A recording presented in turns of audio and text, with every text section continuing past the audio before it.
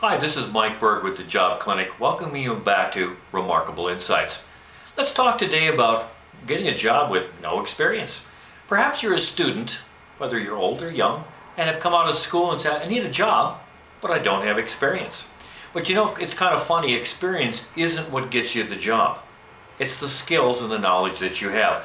Many people today say, I have 20 years of experience. You know what that really means? You're getting old. Because 20 years of being a bad golfer, it just means you're a bad golfer. But if you look around today, you find out that some of the wealthiest people in the world are all different ages. One of the wealthiest billionaires in the United States today is only in his 20s. So it's not so much experience that is really what you're selling, it's the knowledge and capability to deliver value. So if you're a student and you're graduating from school, don't just list your degree and say you're a bag person at a local grocery store.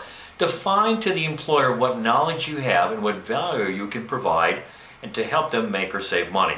So as a student, you need to define the kind of courses that might be relevant and what you've done in those courses, not just the course name, but something that applies to that the employer could benefit from. Let's use an example of Microsoft Excel. If you said, I know Microsoft Excel, that doesn't say anything about you. But if you said you developed a 32-page spreadsheet with 16 interactive variables with charts and graphs, do you know Microsoft Excel? I made my point. Think about it for just a second.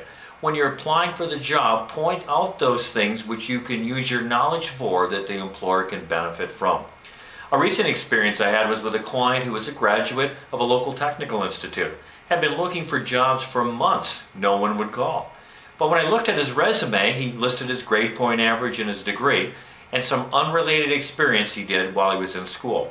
So we took that resume, applied the practical knowledge he had from applying different IT techniques and things that he did in class, highlighted that in the resume, and then translated that to how the employer could benefit from those skills.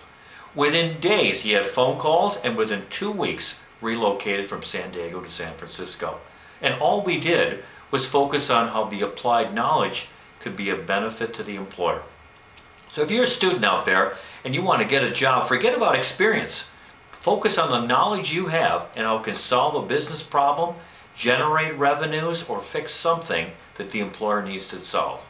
If you can do that, the employers will be calling you. We'll see you next week on Remarkable Insights.